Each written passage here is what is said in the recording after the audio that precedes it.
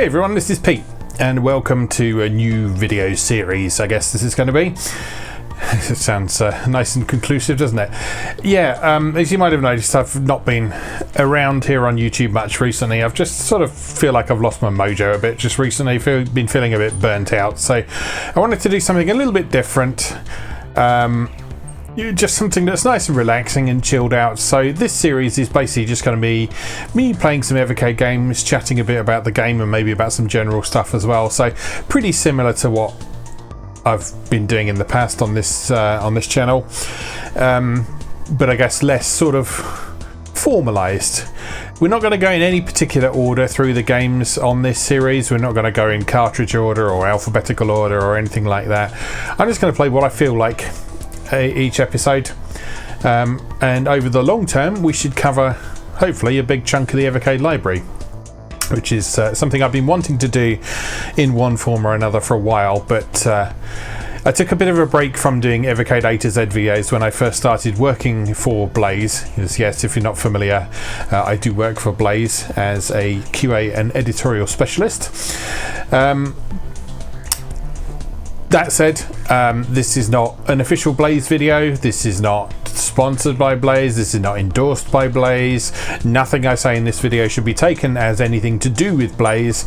This is just something I'm doing in my spare time because I like the games on Evercade. I like Evercade. It's something I believe in, which is part of the reason why I sought employment with Blaze in the first place. And hopefully we can share some good times together playing a few games. Now, just recently, we've had a couple of Activision collections come out for Evercade, and I really love Activision games from this early era, so we're probably going to play quite a few of these quite early on, because they're something that I've been keen to cover in one way or another for a while.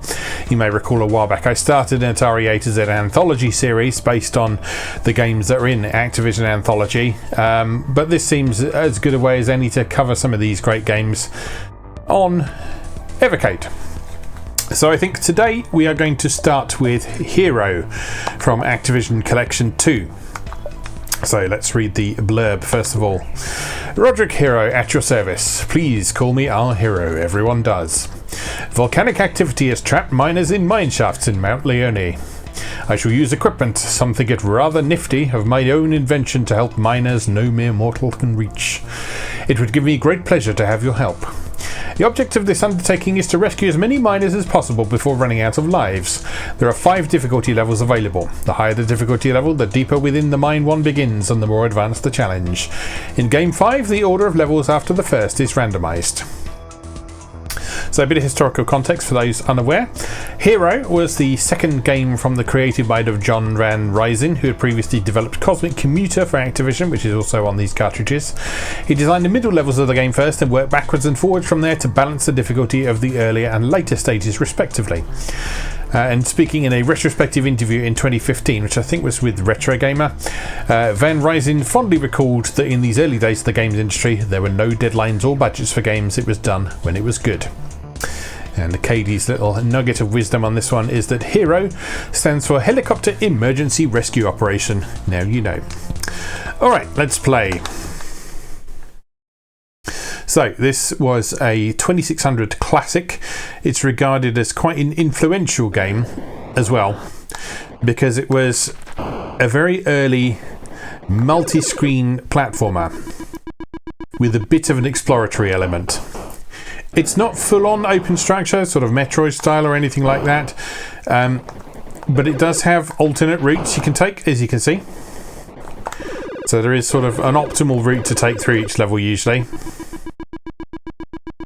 But it's mostly a very arcade style experience where your aim is to score as many points as you can with the lives you've got. Survive as long as possible. Overcome the various obstacles. Very representative of what the 2600 was all about, really, and very representative of Activision's output as well. So if you're vaguely familiar with the Atari 2600, you might be noticing that the visuals and animation in this are quite a bit better than the very early Atari games in particular. which often used sort sort of maybe no more than 2 colours on screen at once, often very garish colour schemes.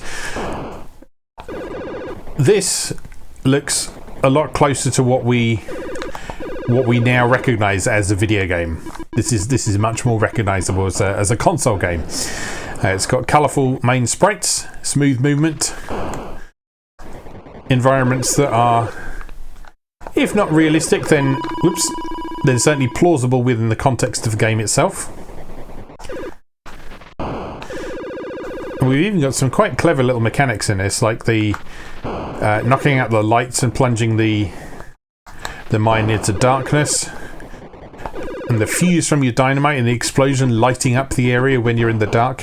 There's lots of really cool things in this game.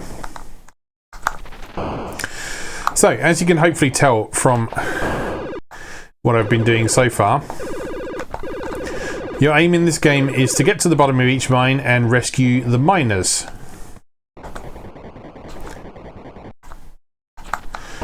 And the way you do that is through guiding our hero, who, as you can see, has a helicopter pack on his back, hence the helicopter emergency rescue operation thing, shooting his eye lasers and dropping sticks of dynamite to blow up thin, fragile walls that are in your way. Now, the flashing red walls like this are made of molten hot magma, and so are fatal to the touch, so you mustn't run into those.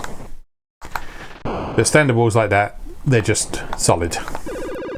You actually don't have to use the dynamite on them. You can blast through them with your eye lasers. So if you run out of dynamite, you're not completely screwed. But it does take a lot longer to break through a wall with the eye lasers than it does with the dynamite. So you have to bear that in mind. Oops. Particularly because you're being timed on each level, as you can see.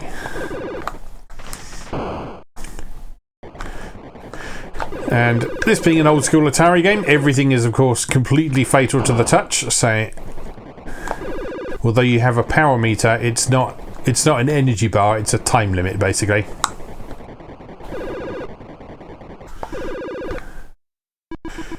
And then at the end of each stage you get a bonus based on how much power is left in your bar.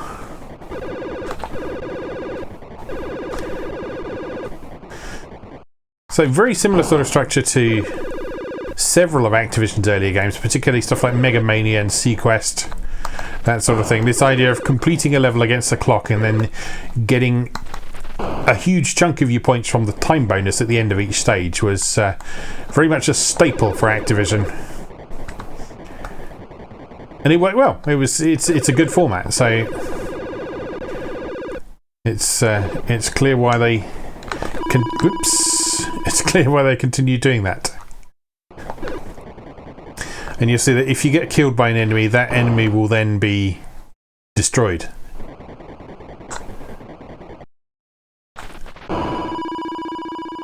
And so you can get rid of enemies in that way by sort of effectively damage boosting your way through, as it were. But yeah, you will lose a life if you do that. You can get extra lives. You might have noticed I was getting some extra lives. I think it's every 10,000 points in this.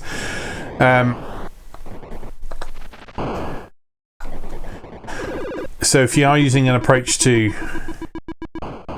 just burn your way through the level, you can sort of make yourself vaguely sustainable if you're scoring enough points. But as I say, the majority of your points in this game are probably going to come from the time bonus at the end of the stage. Because as you can see, destroying walls gives you 75 points, destroying enemies gives you 50 or 25 points depending on what the enemies are. Or I think it might just be 50 actually. Yeah, it looks like it's always 50. And unlike some Activision games, the value for enemies doesn't escalate with each passing stage.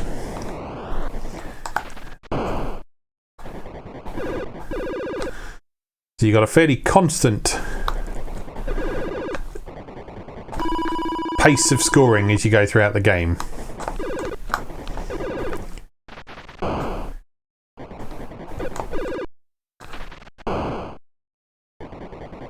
Which I think works for this game in particular. Stuff like Mega Mania, which does have a escalating score value for things as you go through the game. I think it works in that context because that means if you survive longer, you will get exponentially larger scores, which I think is good for a shoot 'em up.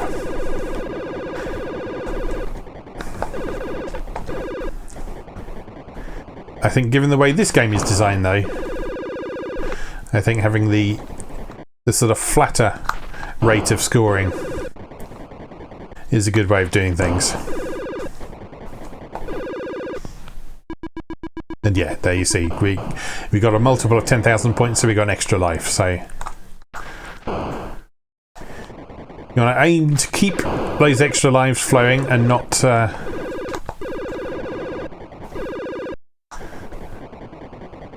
lose them as you go, ideally.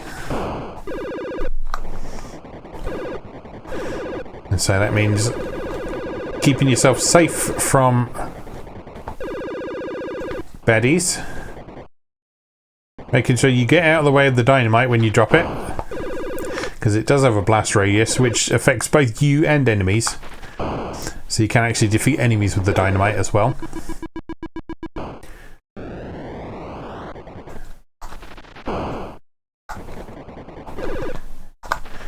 And yeah, it's just a really cool game. It's one of Activision's best from this early era.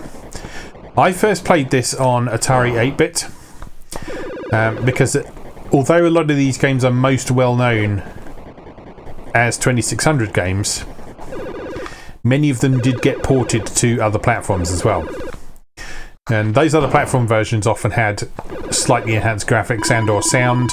Sometimes they had slightly different level designs. Oh, damn it.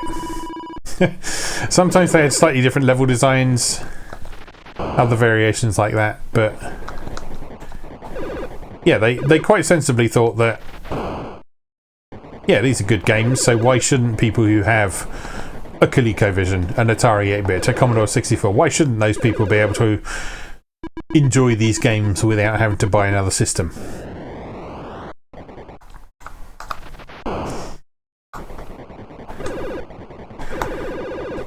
And in some cases, I find the alternative version to be preferable.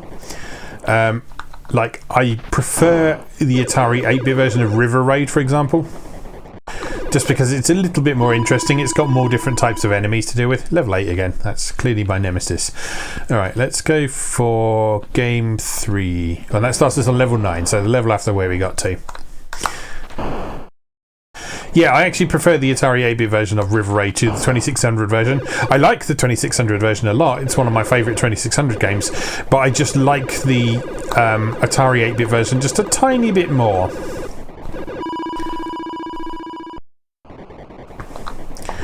Just because I think those additional elements that they added for it are just a teensy bit more interesting.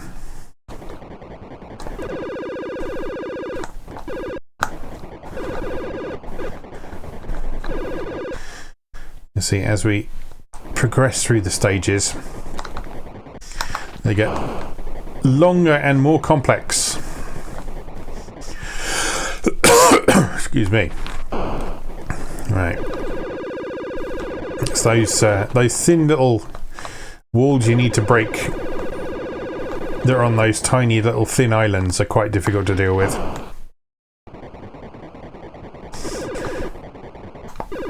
And lots of fancy flying needed there. Oh, excuse me. Got a tickle in my throat. And idiot that I am, I finished my entire drink before I even started recording today, so...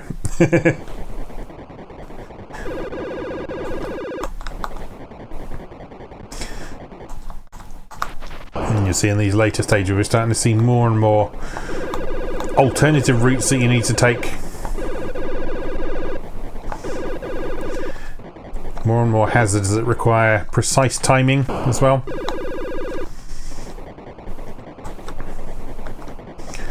More use of little tricks like the lights. And of course lots and lots of molten hot magma.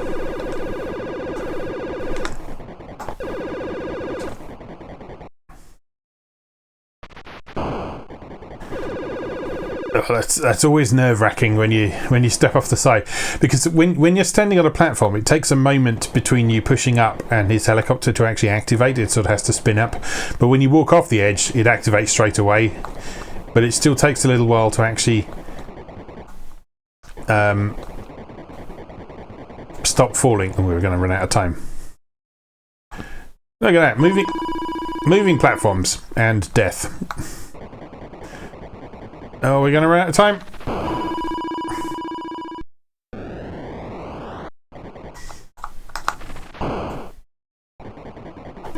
You have to start the whole level again if we run out of time. I think we do. Is this is the same level? I think it is, isn't it?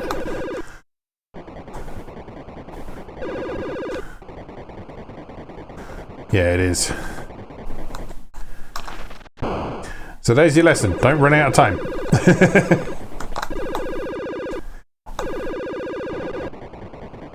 Don't waste your time dealing with enemies if you don't need to. Just like I did there. Whoops. Don't fall in the molten hot magma. Oh, I'm dead. Alright, let's try again.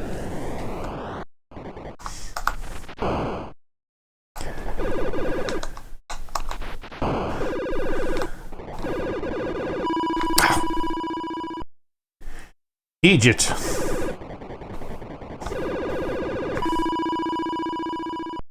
But yeah, I've always liked Activision games from this... Start again. I've always really liked Activision games from this era. I remember finding them very striking on Atari 8-bits for their overall quality. And I always liked the little Activision logo that's at the bottom of the screen there.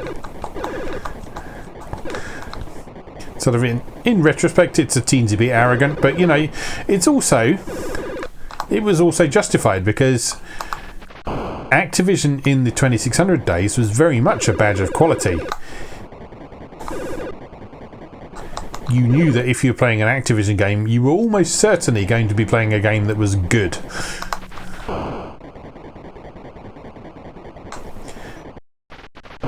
Now, you may have mixed feelings about some entries from Activision's library, particularly stuff like the sort of more quote-unquote boring stuff like Bridge and Checkers and that sort of thing. But those were perfectly competent implementations of those games by Activision. They looked good and sounded good for the era, because, you know, what sounds does Checkers really need? They did the job. And what you have to remember is that because this was relatively early days for gaming in general, people were still figuring out what exactly a video game was and what it should be.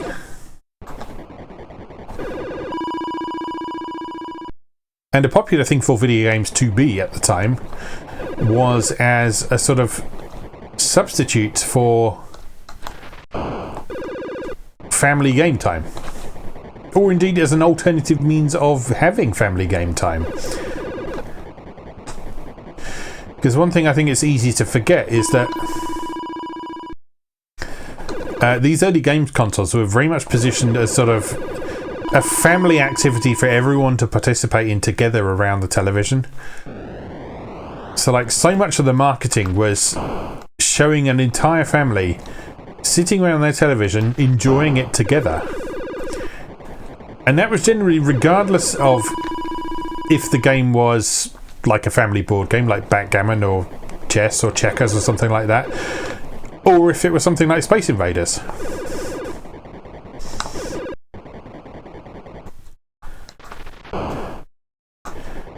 So this idea of gaming as a solitary pursuit for lonely spotty nerds in their bedroom is something that I think came about a bit more from the home computer days.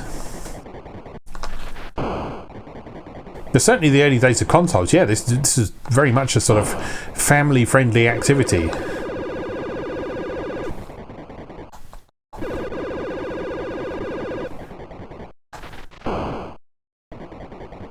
And thus a lot of the advertising reflected that, and a lot of the games that were released reflected that as well.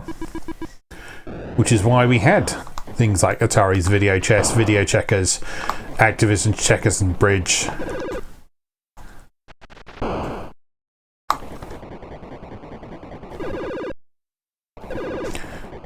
adaptations of board and card games, versions of the sports that you don't see in gaming very often these days, like Steeplechase, the horse racing game by Atari that they did for Sears.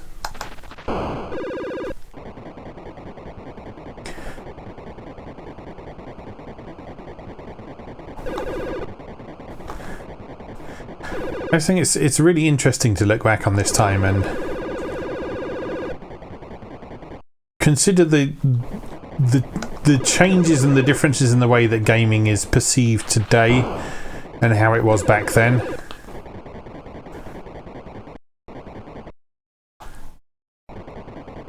And there's good things and bad things about both. It's like gaming today is huge and makes a lot of money and employs a lot of people. But I also think the complexity of a lot of today's games excludes a fair amount of people who might have been included back in the early Atari days.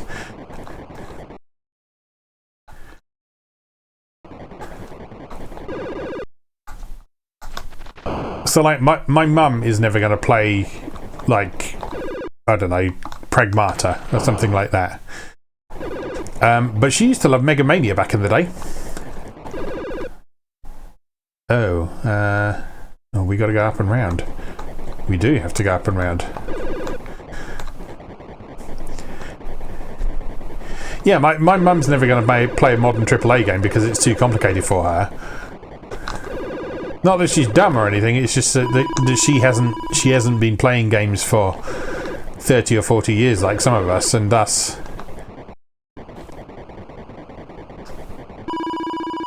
a modern controller and a modern control scheme is not something that she's going to be able to engage with without a lot of practice and learning and that sort of thing. I remember a good few years back at this point, I tried to introduce her to Portal 2, the co-op mode in Portal 2, because I thought she might be interested in the sort of puzzle solving and the story and that side of things. And she absolutely could not get her head around twin-stick first-person shooter controls. And I don't blame her for that. I don't mock her for that or anything. It's just, it's a complicated control scheme if you've never come across it before. It's not something that necessarily comes naturally unless you've been doing it for a long time, like many of us. Whereas stuff from this period in gaming, pretty much pick up and play in many cases. I think this game might be a slightly bad example for that, because this is a little bit more complex than, say, Space Invaders or like checkers and chess, like we talked about before. But it's still relatively straightforward compared to a lot of today's stuff.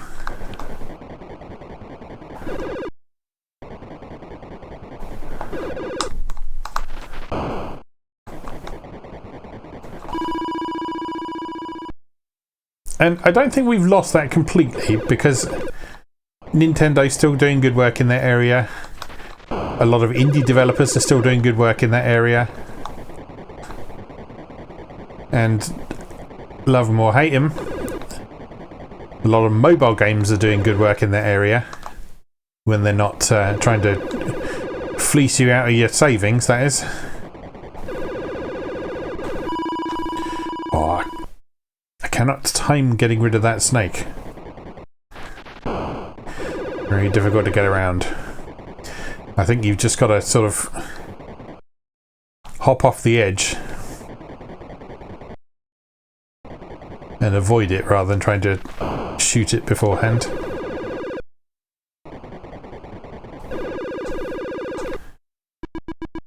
Whew, that is a tricky level.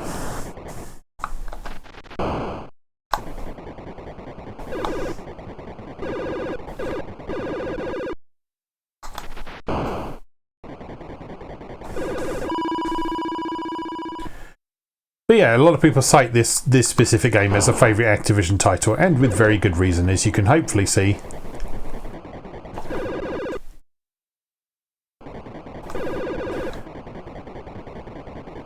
From my gameplay. I know my gameplay isn't the best, but I have at least got to a point in proceedings where I can show you some of the more complex levels, some of the more interesting levels, and die in the middle of them. Alright, let's try game 4. Level 13. I suspect we're not going to last long here, but let's see.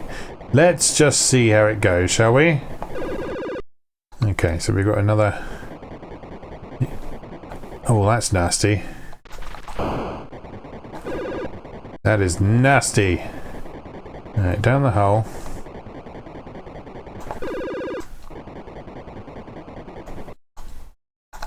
A lot of unavoidable lights to deal with. I picked the right route though.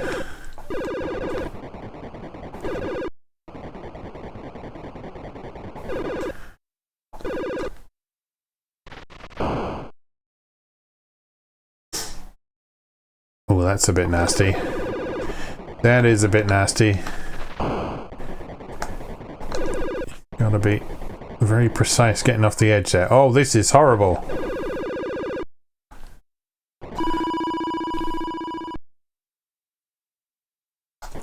Well, this is not nice at all, is it? Very tricky indeed.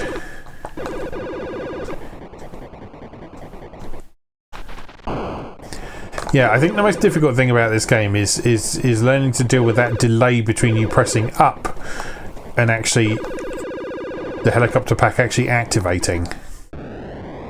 We made it through the level though. We made it through a level. I think this one is probably going to be the end of us though. Snakes are so phallic, it's ridiculous. Oh no, moving walls. Moving walls. That's not nice. That's not nice at all. Alright, let's look at game 5. This is the randomized mode where you start on, I think you start on level 13, but after that the order of the levels is randomized.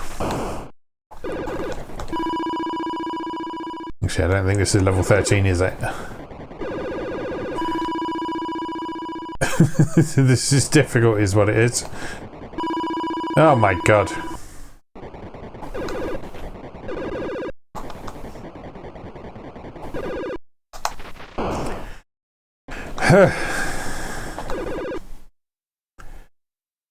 Run, Roderick, run! Oh, I don't like this. I don't like this. That's difficult to time. That's difficult to time, but we made it. Tentacles? I didn't even know they were a thing. Well, we're dead. Alright, let's go back to game 1 and have one last go and see how far we can get in one game going from the beginning. First level? Easy. Completed it, mate. Level 2.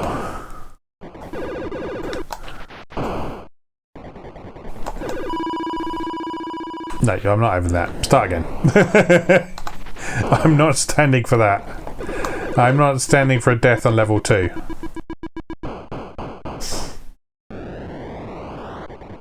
Onwards!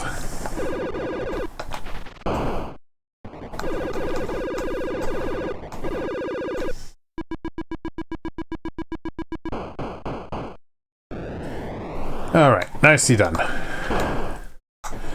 On we go!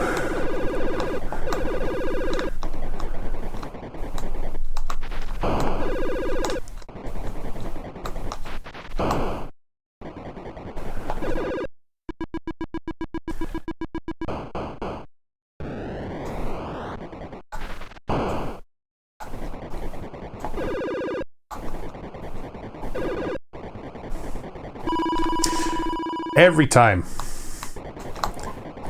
Every time those little buggers in the wall get me.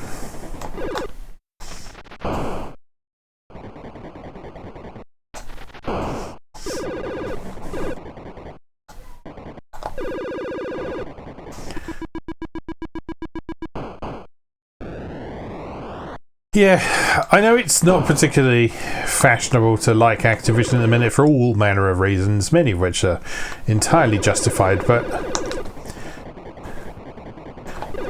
I think at some point you have to acknowledge that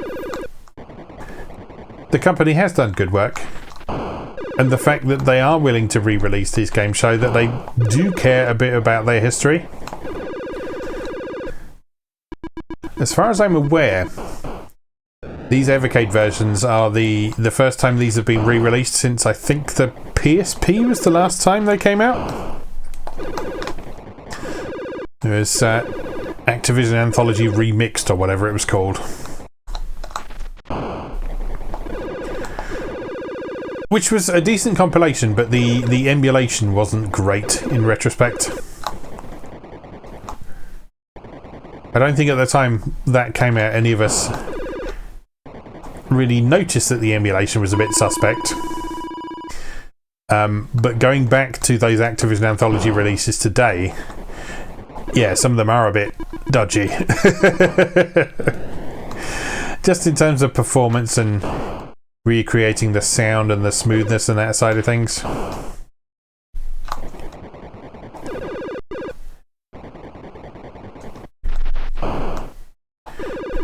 Emulation in general has moved on a great deal in terms of accuracy and what it's able to do and that sort of thing.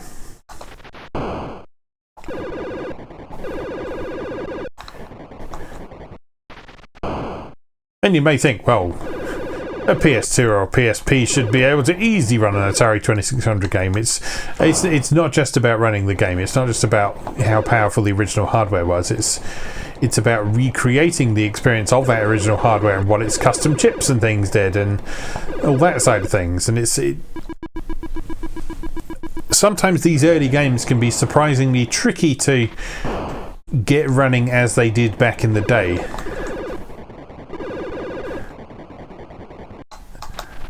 That's perhaps not something you run into too much with the Atari 2600, but certainly once you get into things like old home computers and that sort of thing, yeah, you definitely do start running into a few issues there.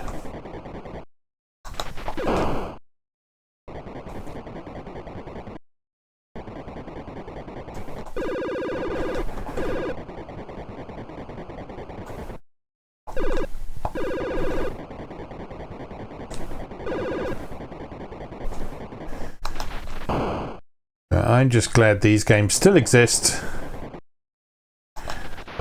These games still get the respect they deserve. And these games are still fun. These games are still fun. I don't play these games just out of a sense of nostalgia for them. That is part of it, certainly, but I like playing these games because they're good games. They're just good games. They're well-designed games.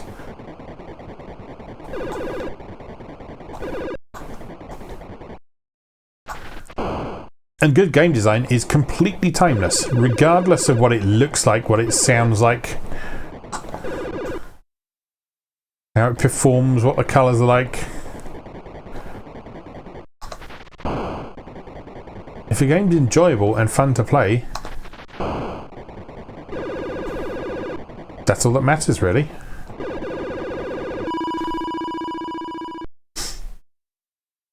I do often find myself wondering, in 20, 30 years' time or whatever, what PlayStation 5 games are people going to be looking back on in the same way that we're looking back on things like H.E.R.O and stuff now? Like, are people really going to be looking back at stuff like the God of War reboot and The Last of Us and that kind of thing with the same sort of reverence that we hold these very early games in?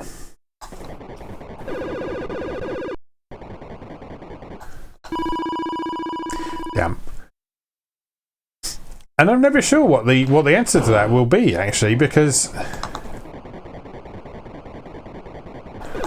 I know there's a common refrain that all these games haven't aged well because they look old and blocky and they don't use many colours and they don't look realistic and game mechanics are dated and that sort of thing, but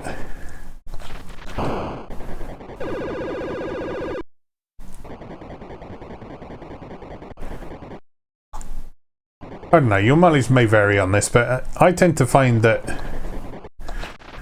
the more abstract stuff is the stuff that tends to age a bit more gracefully. Whereas stuff that has pretensions of photorealism or just any sort of realism, really, hyper-realism, whatever you want to call it.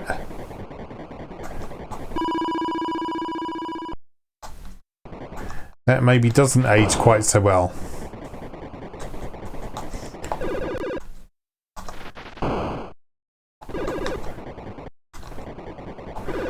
That said, I will still very happily play, say, like Metal Gear Solid on PS1. That's still a great game. That still looks pretty great. Because, I mean, that was an amazing looking PlayStation game when it came out. And I think it's still a pretty good looking game now. Because it has a clear sense of art direction.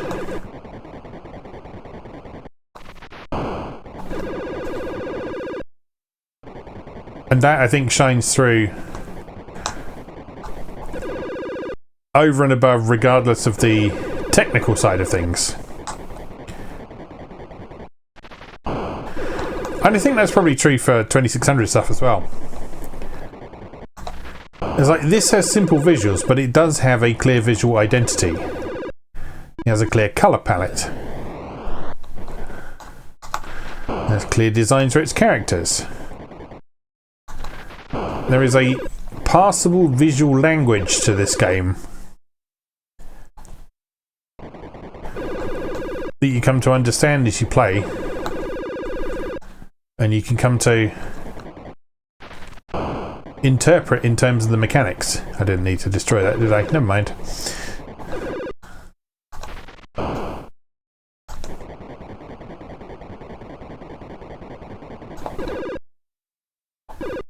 This might be my best ever run from level 1.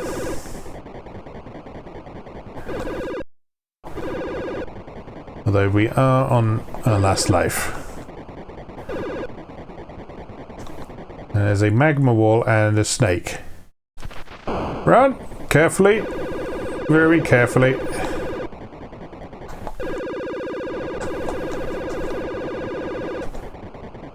Oh, this is a tricky little bit of navigation required. Oh, that's no, that. Oh no! I knew that was going to happen, and it did. Anyway, I think that's probably enough H.E.R.O for today. I hope you enjoyed that. I certainly did. It's a game that I really, really, really like, and I'm super glad to have it on Evercade now. It's a lot of fun. I recommend you spend some time with it if you haven't done so previously. So, just remains for me to say, as always, thank you very much for watching, and I'll see you again next time.